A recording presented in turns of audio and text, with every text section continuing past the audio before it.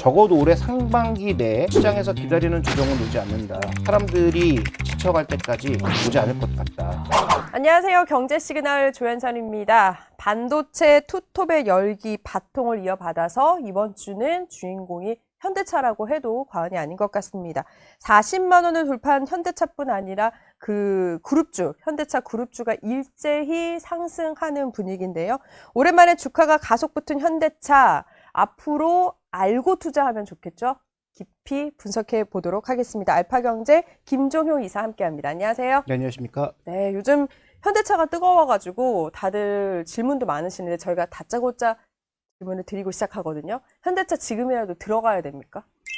네, 사도 됩니다. 사도 돼요? 네, 이미 다만 너무 많이 올랐는데도. 다만 중요한 건 일단 작년 여름 정도에 네. 제가 뭐 출연하는 다른 여러 방송에서 20만 원 초반에 바이코를 드렸거든요. 네. 그럼 거의 지금 90% 이상의 수익이 났는데 그 정도의 수익을 기대하기는 어렵습니다. 다만 지금보다 더 올라갈 만한 여지가 많이 있다. 네. 이렇게 좀 보고 있습니다.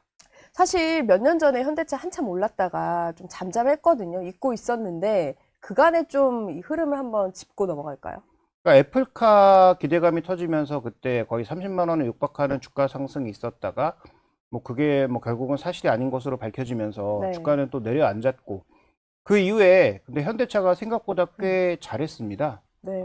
폭스바겐과 도요타라고 하는 세계에서 이제 차를 가장 많이 파는 두 회사를 제외하면 뭐 르노도 제치고 세계 3위까지 올라왔기 때문에 그래서 지금 한 해에 700만 대 신차를 파는 회사가 되었기 때문에 네. 굉장히 잘했지만 지금은 자동차 회사들은 현대차뿐만 아니라 레거시 자동차라고 불리는 건 다 저평가되고 있거든요. 그렇죠. 그러다 보니까 이제 주가가 뭐 올라가 봐야 한 뭐 24만 원, 25만 원 이 정도 레벨에서 더 이상 올라가지 못하고 오랜 기간 정체에 빠져 있었습니다.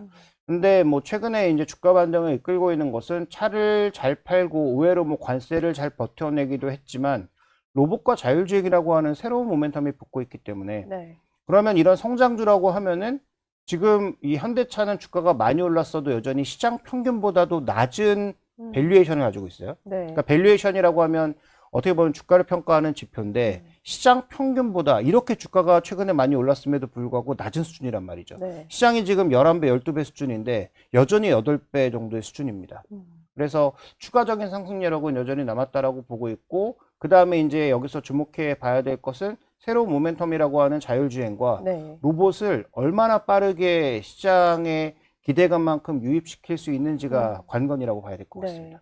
방금 말씀 주셨는데 사실 이렇게 현대차가 최근에 막 핫해진 거는 얼마 전에 있었던 CES에서 시작이 된 것 같은데 그때 오픈됐던 아틀라스 이게 사실 확실한 상승 시그널이 됐다고 해도 과언은 아니죠. 근데 그 전부터 뭐 기대감은 불타오르고 있었죠. 그래서 아무래도 현대차가 주주환원을 열심히 하다 보니까 최소한 연말 때 주주환원 관련된 기대감 이런 것 때문에 원래 오르기도 했었는데 네. 이번에는 뭐 지나고 나서 봤을 때도 마찬가지였지만 실제로 하기 전부터도 이번 주인공은 현대차다라는 그쵸. 게 이미 예정돼 있는 상황이었거든요. 근데 과연 아틀라스라고 하는 보스턴 다이나믹스의 로봇을 대비시켰을 때 어느 정도의 퍼포먼스를 보여줄까를 사람들이 굉장히 주목했던 것이었는데 네. 퍼포먼스만 보여준 게 아니에요. 구체적인 숫자를 얘기했다는 게 핵심입니다. 그러니까 지금 아틀라스보다 더 활발하게 움직이고 더 신기해 보이는 로봇은 널리고 널렸습니다. 네. 중국에도 널리고 널렸고 테슬라가 보여준 로봇도 훨씬 더 좋은 퍼포먼스를 보여줬죠. 네. 근데 우리가 왜 아틀라스에 이번에 그렇게 열광하는 것이냐? 정확하게 28년 3만 대라는 숫자를 제시했고 그게 어디에 쓰일지까지 명확하게 밝혀져 있는 거죠. 그렇죠. 미국의 메타 플랜트에 들어간다라고 하는 것이 이미 알려져 있는 사실이다 보니까 그러면 구체적으로 3만 대를 당장 만들 수도 있고 들어갈 수 있는 수요처도 이미 마련되어 있고 네. 그 다음에 확실한 숫자까지 제시하고 있는 쪽은 여기밖에 없는데 이번에 보여준 그 절제된 행동 거지 자체 네. 뭐 로봇 행동 거지라는 게 적절한 표현인지 모르겠습니다만 어쨌든 이것 자체도 시장에서는 굉장히 조금 메리트를 부여할 만한 모멘텀이 아니냐 이렇게 보고 있었던 것이고 거기다가 이제 한 발 더 나가게 되면 이번에도 이 젠슨왕 엔비디아 CEO가 키노트 했잖아요. 네. 근데 이 키노트에서 결국 얘기한 건 신제품은 두 가지란 말이죠.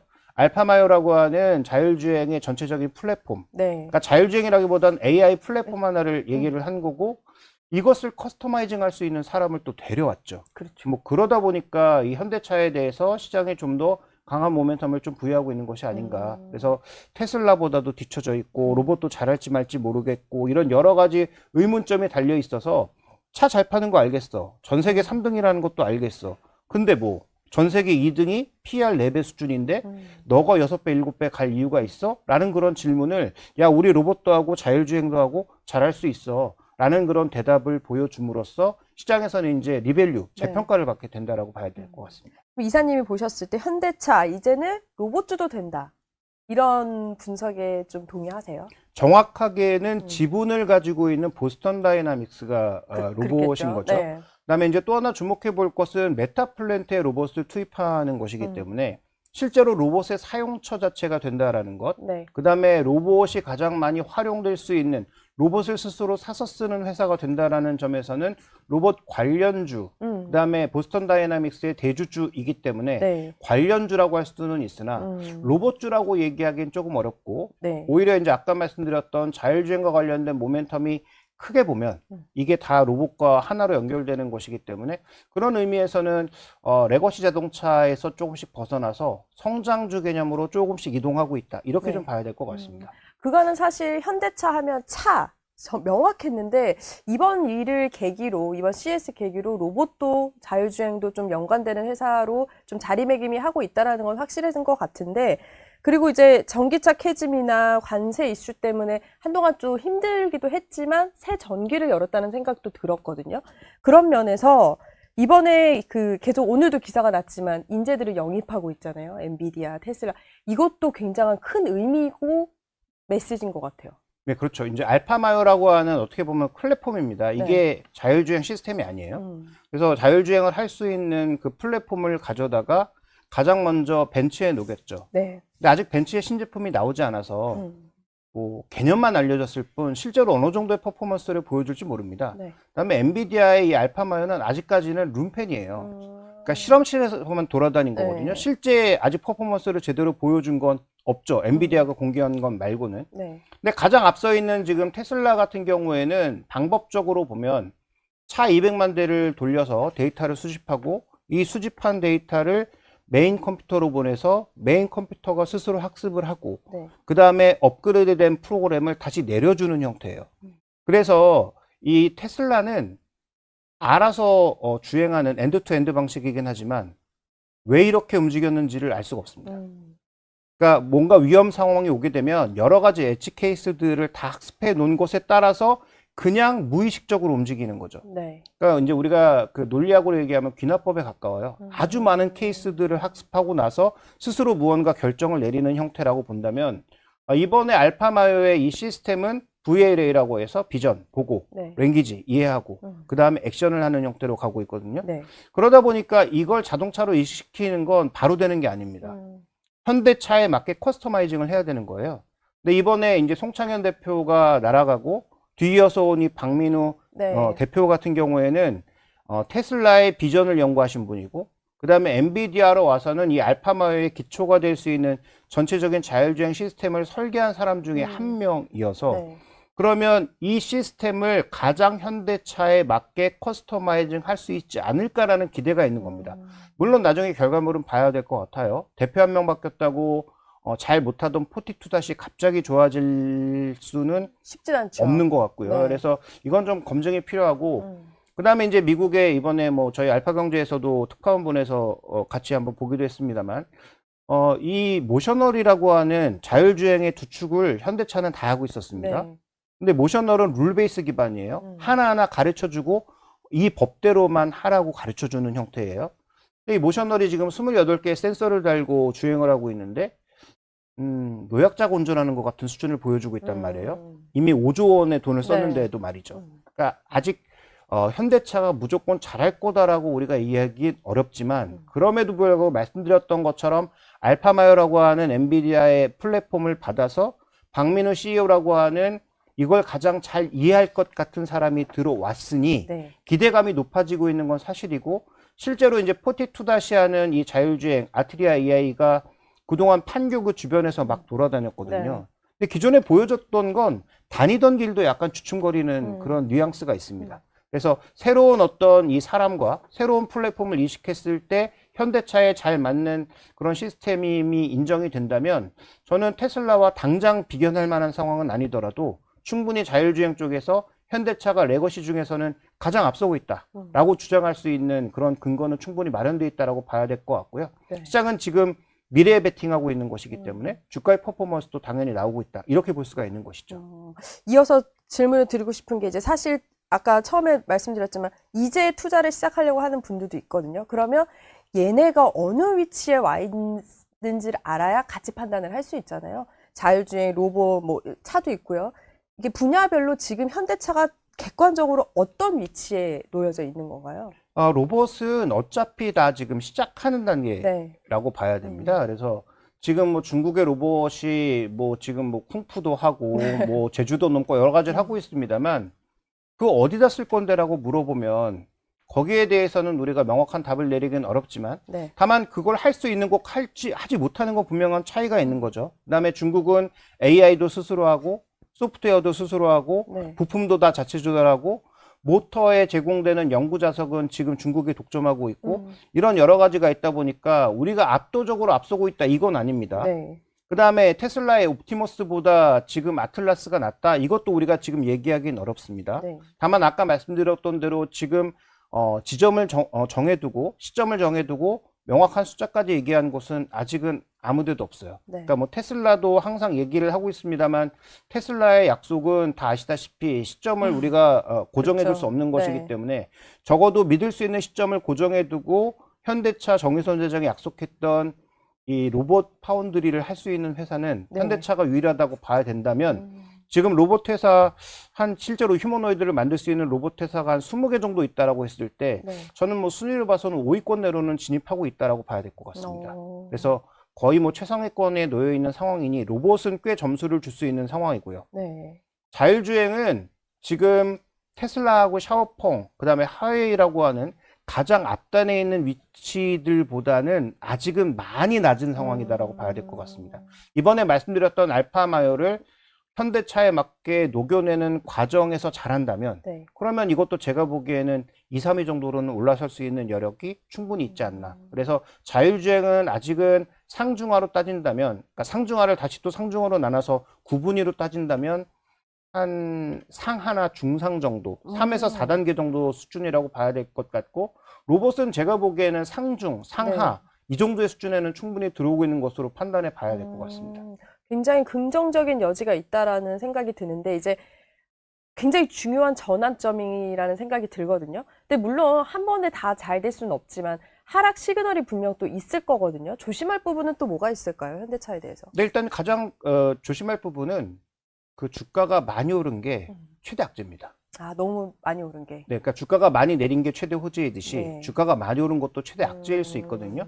근데 아직은 밸류에이션 부담을 느낄 정도는 아닌데 네. 그다음에 우리 시장도 최근에 뭐 분위기가 워낙 좋다 보니까 그렇게 뭐 위험을 느낄 단계는 아니지만 지금 현대차의 위치가 도요타라고 하는 레거시 자동차의 1위 업체보다는 아직은 낮은 수준입니다. 네. 그러면 이 가격대, 이 밸류에이션을 넘어가게 되면 저는 조금 위험하다고 보는데요. 도요타 밸류에이션이 지금 PR 기준으로 12배 정도 수준이에요. 네. 근데 아까도 말씀드렸지만 현대차는 주가가 그렇게 많이 올랐는데도 이제 올해 실적 기준으로 8배, 7배 그쵸. 수준을 오가고 있거든요. 네. 그러면 저는 로봇도 없고 자율주행도 아직 잘 못하는 도요타와 비교해 본다면 판매 대수는 여기가 더 많으니까 서로 이제 상쇄되는 부분이 있다고 쳤을 때 도요타 정도는 가야 되지 않나? 그 12배를 생각해 보면 현대차의 가격이 한 50만 원을 육박하는 가격이 나와요. 네. 그래서 추가적인 상승 여력이 있으니까 지금 사도 좋을 것 같지만 예전만큼 높은 목표 수익률은 아니다라고 말씀드린 것이고요. 네. 그럼 만약에 그 가격을 넘어가게 된다면 저는 조금 부담스럽지 않을까라고 봅니다. 그래서 지금 현대차에 대해서 투자하시는 것은 좋으나 밸류에이션 기준을 도요타와 비슷한 레벨 정도까지는 끌어올릴 수 있다 정도로 일단은 네. 생각해 보시는 게 저는 조금 합리적이지 않을까. 그래서 야 테슬라에 비길 수 있으니까 테슬라와 비교해야 돼라고 하는 건 제가 보기엔 좀 너무 나간 상상일 수 있다. 일단 우리 시장과 미국 시장의 차이도 있고 테슬라의 사업 범위는 우리가 생각하는 것 이상으로 넓기 때문에 그렇죠. 테슬라와 단순 비교를 하긴 좀 어렵다라고 봐야 될 것 같고요. 그 다음에 테슬라와 또 하나의 차이는 테슬라는 다 하잖아요. 네. 네. 소프트웨어, 서비스, 하드웨어까지 다 합니다. 뭐 물론 그걸 잘하고 못하고는 각각의 다른 판단이겠지만 현대차는 어쨌든 아직 알파마이어에서 받아서 커스터마이징 해야 되는 입장이라면 예전에 이제 그거 비교할 수 있는 거죠. 애플은 다 하는 것, 삼성은 안드로이드를 받아서 여기서 1위가 된 것. 네. 이 차이를 우리가 이제 생각해 볼 필요가 있지 않나 이렇게 좀 보고 있고요. 그다음에 또 하나 이제 변수는 이걸 현대차만 할 수 있는 건 아니잖아요. 그렇죠. 알파마이어를 커스터마이징해서 자신의 시스템 안에 녹이는 건 도요타도 할 수 있습니다. 네. 그러면 도요타나 폭스바겐 같은 다른 업체들이 이것을 어떻게 들어오느냐가 또 하나의 이제 경계 요소 이런 게 될 수 있겠죠. 좀 속도를 내는 것도 필요하다는 생각이 좀 드네요. 현대차 입장에서는. 그래서 아마 이번에 뭐 박민호 CEO라든가 이런 분들을 적극적으로 데려온 게 아닌가. 그래서 속도가 중요하다는 것을 누구보다도 이제 정의선 회장이 인식한 것 같아요. 그런 그래서 것 같아요. 그러다 보니까 뭐 오늘도 이제 또 하나 인사가 있었습니다만 네. 이렇게 외국 사람들을 데리고 오는 것은 뭐 성과가 나오지 않았을 때 손쉽게 잘라낼 수 있어서이기도 하겠지만 가장 산업을 잘 이해하고 또 그 내부적인 이해관계와 좀 동떨어져 있는 사람들을 데려온 것이 아닌가 좀 이렇게 좀 봐야 될 것 같아요. 이게 그리고 항상 첨단 기술을 얘기할 때면 우리나라는 이제 정부 규제를 논할 수밖에 없잖아요. 근데 중국에 비해서 사실 지금 규제도 너무 많고 이제 자율주행이든 로봇이든 우리가 좀 빨리 치고 나가려면 규제 또한 또 어느 정도는 완화돼야 되는 부분도 있을 것 같거든요. 물론 조심도 해야겠지만 그 부분에 대해서는 어떻게 생각하세요? 네, 일단 이건 뭐 국토부를 포함해서 뭐 국회까지 연결되는 그러니까 뭐 관련 부처부터 그다음에 뭐 법을 만드는 부분까지 모두 건드려야 되는 상황이니까 뭐 이제부터 현대차의 대관들은 엄청나게 바빠지겠죠. 그렇죠. 그래서 열심히 이제 활동하실 것 같은데 근데 이제 뭐 비아냥거리는 사람들의 입장에서 국토부는 현토부라고 불리기도 하고 네. 현대차가 바꾸지 않으면 뭐 다른 차에 비해서는 아무것도 바꿔주지 않는 그러니까 해외 차가 아무리 좋은 게 들어와도 현대가 준비되지 않았으면 거기에 이제 부응해주지 않는 그래서 현토부라는 비아냥을 스스로 듣고 있지 않습니까? 네. 그렇게 본다면 제가 보기에 현대차가 준비가 되면 아마 국토부는 여러 가지 규제를 열어줄 가능성이 굉장히 높다라고 보는데 문제는 이제 관련된 법안, 특히 뭐 보험과 관련된 뭐 법안이라든지 그쵸. 이런 여러 가지를 국회에서 어떻게 논의하고 이것을 통과시키느냐는 저는 시간이 꽤 필요한 문제라고 보고 있습니다. 뭐 가장 앞서 있다는 중국과 미국도 실제로 뭐 각 세부 사항별로 보면 아직 넘어야 할 허들이 많거든요. 네. 그러니까 미국도 중국도 아직 100% 해결하지 못한 걸 우리가 뭐 한 번에 해결하기에는 좀 어렵다라고 판단하고 있고요. 그래서 이건 좀 시간이 필요한 일이니까 너무 성급하게 생각하시기보단 일단 현대차가 준비가 된 게 더 중요하고 현대차가 준비가 됐다고 하면 아마도 이제 국내 법안 쪽에서는 좀 속도를 낼 가능성이 있는데 문제는 이게 국가마다 다를 수 있잖아요. 그렇죠. 그래서 그걸 또 어떻게 규제를 맞춰 나가느냐가 또 하나의 변수니까 네. 그건 뭐 현대차가 풀어야 될 숙제라고 봐야 될 것 같습니다. 이게 현대차에 더 집중이 되는 게 삼성의 반도체처럼 비단 한 기업에만의 문제가 아니라 이제는 국가 사업 차원이기 때문에 더 관심이 커지는 것 같은데 정의선 회장에 대해서는 기업 전문가들이 굉장히 긍정적인 반응이 많잖아요. 사업성이나 추진력 그리고 면밀함도 굉장히 빠르고 또 그리고 요즘 최근에 보면 글로벌 어떤 흐름에 전략적으로 굉장히 빠르게 대응하고 있다는 생각이 드는데 우리가 정의선 회장의 어떤 행보나 이런 걸 봐도 방향성을 볼 수 있잖아요. 어떻게 좀 분석을 하세요? 그러니까 이번에 그 깐부 회동을 보시면 답이 나오지 않나 생각인데 깐부 회동 이전에 알파마이어가 12월 초에 나왔고요. 네. 그 다음에 이제 진행된 것이 그 10월 달에 깐부 회동을 했죠. 네. 그 다음에 이 사이에 나타난 게 뭐냐면 포티투다 송창현 대표가 사임했습니다. 그러면 깐부 회동을 하고 나서 송창현 대표를 날리고 알파마이어가 나왔다는 건 이미 정의선 회장은 깐부 회동을 하기 전에 알파마이어를 받아들일 생각을 한 게 아닌가? 즉 현대차가 다 내재화하겠다고 했을 때 저는 솔직히 부정적으로 봤거든요. 네. 현대차가 모셔널도 망가뜨리고 있고 포티투다 또 뭔가 성과가 안 나오고 있는데 그래도 뭔가 계속 고집을 피우면서 몇 조 원의 돈을 태워서 시간까지 태워가면서 현대차 스스로 다 하겠다라고 하면 저는 이거 100% 망한다고 봤습니다. 근데 자신들의 부족함을 인정하고 성과를 내지 못한 포티투닷의 송창현 대표는 집으로 가시고 네. 그 다음에 현재 구간에서 포티투닷의 대표로 박민우 CEO가 왔다라고 하는 건 알파마이어를 가져와서 녹이겠다는 의지를 명확하게 드러낸 거라고 보고 있고요. 그 다음에 그 깐부 회동 안에 삼성전자가 들어온 이유는 뭐냐? 네. 삼성전자가 엔비디아의 그 칩, 자율주행 칩을 만듭니다. 음. 그러면 삼성전자의 자율주행 칩과 하만이 가지고 있는 여러 가지 전장 사업을 결합하면 현대차에 들어가는 전장부터 차의 앞단을 모두 해결할 수 있는 거의 모든 부품들이 완결된다는 거라고. 그렇네요. 그러면 차대부터 시작해서 나머지는 원래 현대차가 잘하고 있으니 거기에 알파마요를 커스터마이징한 자율주행 플랫폼을 달아서 삼성전자의 전장과 삼성전자의 칩을 녹이면 하나의 어떤 흐름이 완성될 수가 있는 거고, 이게 만약에 정말 좋은 상품으로 인정을 받으면 앞으로 자동차는 쉽게 제조할 수 있는 그런 하나의 플랫폼이 또 형성될 수 있는 거거든요. 이게 이제 옛날에 LG가 그렸던 그림입니다. LG가 차의 껍데기를 제외하고, 차의 샤시하고 이 껍데기를 제외하고는 우리가 다 만들 수 있게 해서 차를 만들고 싶은 회사가 있으면 전략 납품하는 형태로 가져가려고 B2B를 끌어왔는데, 여기 이제 여러 경쟁자들이 튀어나오고 있는 거죠. 대만에 이제 폭스콘도 이미 준비를 하고 있는 상황이고요. 그래서 그런 사원을 놓고 봤을 때 언급해 주셨던 정의선 회장의 발빠른 행보는 저는 충분히 잘했다는 평가를 받을 만하고, 그래서 지금 주가도 오르고 있는 것이고, 그쵸. 이렇게 좀 봐야 될 것 같습니다. 그러다 보니까 증권사에서도 목표 주가가 나날이 오르는 것 같아요. 60만 원까지도 이제 언급이 되고 있는데, 이사님은 현실적인 수치 상승했을 때 어느 선까지 가능하다고 보세요? 근데 아까 말씀드렸던 대로 지금 그 도요타 1등, 레거시의 1등인 도요타 자동차의 PR이 12배인데, 네. 그 정도의 수준을 올해 예상되는 추정 실적 EPS에 곱해보면 50만 원 정도를 충분히 생각해 볼 수 있는 상황이니까, 지금 가격에서 매수를 하시더라도 한 20% 내외 정도의 수익률은 충분히 생각해 볼 수 있는, 그렇네요. 그러니까 60만 원 정도까지 본다라고 하는 것은 현대차의 여러 가지 그런 기대감들이 굉장히 빠르게 반영된다는 전제를 깔고 있는 것인데, 네. 어차피 로봇이야 2028년으로 시간이 걸리니, 그러면 그 이전에 우리가 생각해 봐야 될 건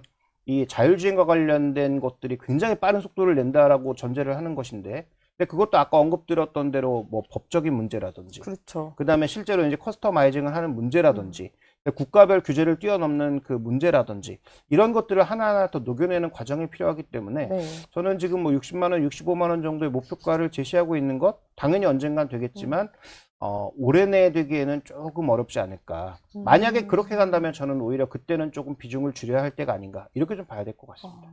이게 더 지금 관심이 큰 게 그룹주, 부품주까지도 지금 엄청나게 계속 상승을 하고 있기 때문에 더 지금 관심이 집중되는 건데, 이게 보통은 관련주 같은 경우는 단기일 때도 있잖아요. 이게 계속 흐름이 같이 갈까요? 밸류체인에 있어서? 일단 지금 현대차도 지배 구조 얘기도 나오고 있거든요. 그렇죠. 그러다 보니까 이제 글로비스, 그 다음에 정유선 회장이 지분 갖고 있는 게 현대차나 이런 쪽 메인 회사들은 별로 없고, 네. 현대글로비스의 21%, 그 다음에 현대오토에버의 한 7% 정도의 지분이 있잖아요. 네. 현대오토에버가 워낙 일을 못해서 모셔널과 포티투닷을 만든 건데, 네. 지금 자율주행 시스템 만들고 로봇을 만들면 이 모든 소프트웨어를 현대오토에버가 담당한다? 저는 이건 좀 이해하기가 어렵고, 업계 얘기를 들어보면 현대오토에버의 IT 능력이 그렇게 좋다라고 평가하는 사람을 저는 본 적은 없습니다. 그렇게 본다면 지금 PR 60배에 육박하는 현대오토에버의 주가는 저는 뭐 좋은 주가라고 얘기하기는 어려울 것 같고요. 현대글로비스도 지금 실적보다는 아마 지배구조 관련된 기대감이 좀 녹아있다라고 봐야 되는데, 왜냐하면 주식 교환이나 이런 것들을 통해서 뭐 상속세도 내야 되고 여러 가지 이제 처리해야 될 것들이 네. 있잖아요. 정의선 회장에 남아있는 숙제라고 봐야 될 것 같은데, 그런 것들을 이제 생각해 보면 보스턴 다이나믹스 상장에서 얻을 수 있는 지분도 있겠지만, 네. 원래부터 갖고 있는 지분 가치를 최대화하는 것도 분명히 중요하니까, 그러니까 그런 측면에서 관련된 종목이 여전히 움직일 수는 있으나 그걸 투자 관점에서 좋다고 말씀드릴 수는 없어서, 그런 종목군들은 더 추가적으로 급등한다면 급등할 때마다 비중을 줄이셔야 될 것 같고요. 줄이고, 네. 그 다음에 이제 현대 모비스 정도가 네. 액추에이터라고 하는 로봇의 핵심 부품을 만들어낼 수 있는 회사라고 해서 최근에 각광을 받고 있고, 네. 저 역시 뭐 긍정적으로 여전히 추가 상승 여력이 있다고는 보고 있으나, 근데 이것도 수익이 생각보다 그렇게 잘 나지가 않아요. 지금 현재는. 네. 근데 로봇은 아까 말씀드렸던 대로 2028년도에 3만 대 수준으로 그렇죠. 채운다고 했잖아요. 그러면 조금 과속하는 측면이 없지 않아 있습니다. 그러면 현대모비스는 추격 매수하시기보다는 시장에서 이제 어느 정도의 조정을 좀 줬을 때 네. 조금 조정시 매수 관점 정도의 접근이 필요하지 않나라고 봐서, 역시 결론적으로는 가장 여전히 많이 올랐어도 살만한 종목은 현대차고, 현대차. 그다음에 그 나머지 종목군들은 오히려 주가가 급등할 때는 조금씩 비중을 덜어낼 때 진입하지 않았는가라는 그런 생각을 좀 하고 있습니다. 아, 그러면 마지막으로 이제 뭐 앞서 설명을 해주셨지만 정리해 주시는 차원에서 이제 포트폴리오 전략이 시점도 다르고 갖고 계시는 뭐 안 갖고 계신 분들도 있고 어떠냐에 따라 다를 텐데 포트폴리오 전략 좀 한번 짜주세요. 네, 일단 자동차 안에서의 포트폴리오 전략을 짠다면 제가 애초에 가장 긍정적으로 봤던 건 만도하고 현대모비스였습니다. 왜냐하면 네. 시장에 로봇주들이 막 흥분할 때 전부 액추에이터 때문에 흥분한 거거든요. 근데 확실한 숫자의 액추에이터를 만들어낼 수 있는 기업은 저는 만도하고 모비스로 봤기 때문에 그 두 종목을 뭐 예전부터 한 작년 가을부터는 긍정적으로 봤었는데 네. 지금 주가가 다 너무 많이 올라와서 이런 종목군들을 지금 가격에 공격적으로 사기는 어렵습니다. 그러니까 지금 사신다면 저는 현대차, 그 다음에 조정받을 때 현대모비스 정도가 조금 투자 가능한 종목으로 판단하고 있고, 네. 그 다음에 이제 이미 투자하셔서 수익률이 나신 분들은 네. 현대차 기준으로는 쉽게 팔지 말아라. 제가 생각했던 50만 원보다 더 갈 수도 있고, 그 다음에 증권사에서 지금 가장 높게 예상하고 있는 60만 원 레벨까지 갈 수도 있으니 좋은 가격에 사신 분들은 쉽게 파는 것보다는 끝까지 한번 가보는 게 가장 좋은 전략이다라고 말씀드리고 싶고요. 신규 매수하시는 분들은 아무래도 최근에 주가 급등이 있으니까 네. 뭐 현대차라고 하더라도 공격적으로 막 올라가는 구간에 접근하시기보다는 당연히 쉼이 있을 겁니다. 네. 지금 지수도 11일째 올라가고 있어요. 그러니까요. 약간 좀 비이성적인 흐름이 나타나고 있는 건 맞거든요. 그러면 이런 흐름들을 고려했을 때 현대차 자체도 매수하실 때는 조금 조정을 이용해서 사시는 게 좋지 않을까. 그렇게 좀 판단하고 있습니다. 그렇다면 코스피를 안 여쭤볼 수가 없는데 코스피 흐름 자체도 뭐 물론 주도주가 지금 받침을 해주고 있지만 특정들이 어떻게 보세요? 근데 이 코스피를 단기 과열은 분명해요. 그래서 저는 당연히 쿨다운이 있을 거라고 보는데 여기서 핵심 포인트는 뭐냐면 이걸 누가 끌어올렸냐라고 하는 거죠. 그렇죠. 지금 삼성전자하고 현대차 두 가지가 끌어올렸단 말이죠. 네. 근데 삼성전자하고 하이닉스는 아직 이익의 상단이 측정이 안 됩니다. 얼마까지 이익이 늘어날지를 작년 한 9월부터 매달 바뀌고 있어요. 그래서 처음에 60조 얘기했던 게 80조, 100조, 120조 지금 맞아. 나오고 있거든요. 네. 그럼 이게 더 올라가면 지금 주가가 비싼가? 전혀 그렇지 아니죠. 않거든요. 네. 그러니까 지금 현대차하고 삼성전자를 안 가지고 계신 분들이 포모를 일으키다 보니까 너무 많이 올라간 거 아니야? 주가 급락할 거야? 라는 헛된 기대를 가지고 계시지만 삼성전자는 이익만큼도 안 올라갔다. 첫 번째. 두 번째, 현대차는 저평가받을 수 없는 레거시 자동차에서 신기술을 장착한 성장주로 옮겨가고 있는 과정이에요. 네. 그 다음에 현대차의 밸류가 지금 시장 평균보다도 싸요. 그것도 많이. 그러면 지금 이게 상승 여력이 있다라고 하면 우리가 생각하는 조정이 올까요? 저는 일시적인 조정은 있을 수 있어도 네. 적어도 올해 상반기 내에 글로벌리하게 큰 리스크가 나타날 만한 뭐 큰 전쟁이라든지 뭐 세계 뭐 갑자기 뭐 금융 위기라든지 이런 게 오지 않는 이상 네. 저는 시장에서 기다리는 조정은 오지 않는다. 그 다음에 지금의 상승의 이 두 가지 팩터가 전혀 그렇게 부담스럽지 않게 다가오고 있기 때문에 네. 저는 뭐 지수의 조정도 아마 사람들이 지쳐갈 때까지 오지 않을 것 같다. 아. 네, 한 가지만 더 말씀드리면 네. 예전에 지금 AI 버블 작년 가을부터 많이 얘기 나왔잖아요. 그렇죠. 우리가 얘기했던 소위 IT 버블이 3년 갔습니다. 이번에도 3년가리라는 법은 없죠. 그렇죠. 속도가 빠르니까 더 빨리 조정이 올 수도 있어요. 다만 그때도 버블 하던 게 3년을 갔다라고 하는 거고 아직은 버블이 아니다라고 생각한다면 저는 그렇게까지 두려워할 만한 여지는 없고 오히려 이런 주도주 개념들은 조정받을 때 사는 것이 맞지 않느냐 이렇게 좀 봐야 될 것 같습니다. 아, 오늘 긍정적인 분석을 통해서 하루가 다르게 최고치를 찍고 있는 주가에서 굉장히 긍정적인 소식을 좀 분석해 볼 것 같습니다. 알겠습니다. 지금까지 알파경제 김종효 이사 함께 했습니다. 고맙습니다. 저희 경제 시그널 영상 많이 봐주시고요. 좋아요, 구독, 알림 설정 부탁드립니다.